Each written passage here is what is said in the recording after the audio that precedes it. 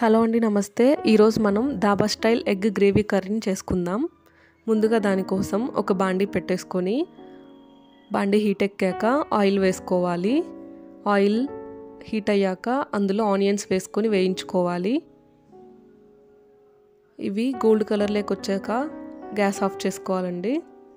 ఆ తర్వాత ఒక మిక్సీ జార్ తీసుకొని అందులో మనం కట్ చేసి పెట్టుకున్న టమోటా వేయాలి. అందులోనే జీడిపప్పు, కొద్దిగా చింతపండు, మనం వేయించి పెట్టుకున్న ఆనియన్స్ని కూడా వేసేయాలండి.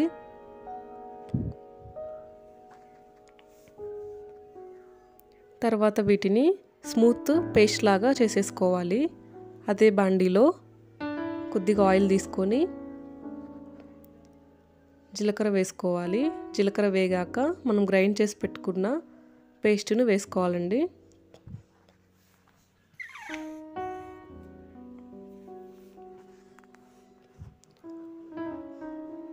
ఇప్పుడు అదే మిక్సీ జార్లో కొద్దిగా వాటర్ యాడ్ చేసుకోవాలి. తర్వాత కొంచెం సాల్ట్, కొంచెం కారం, కొంచెం గరం మసాలా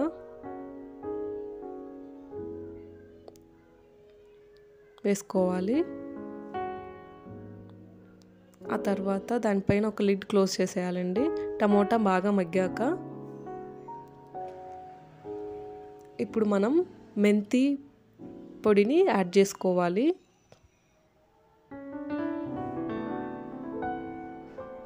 తర్వాత మనం ఆల్రెడీ ఉడికించి పెట్టుకున్న ఎగ్స్ని సగానికి కట్ చేసి యాడ్ చేసుకోవాలండి.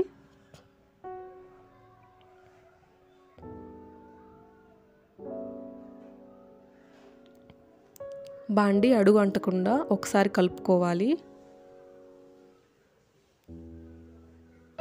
ఆ తర్వాత మనం లిడ్ క్లోజ్ చేసి బాగా మగ్గనివ్వాలి. అంతేనండి, సింపుల్గా dhaba style egg gravy curry ready అయిపోతుంది. ఇది చపాతీ, నాన్స్, రాగి సంగటి దేంట్లోకైనా చాలా బాగుంటుంది.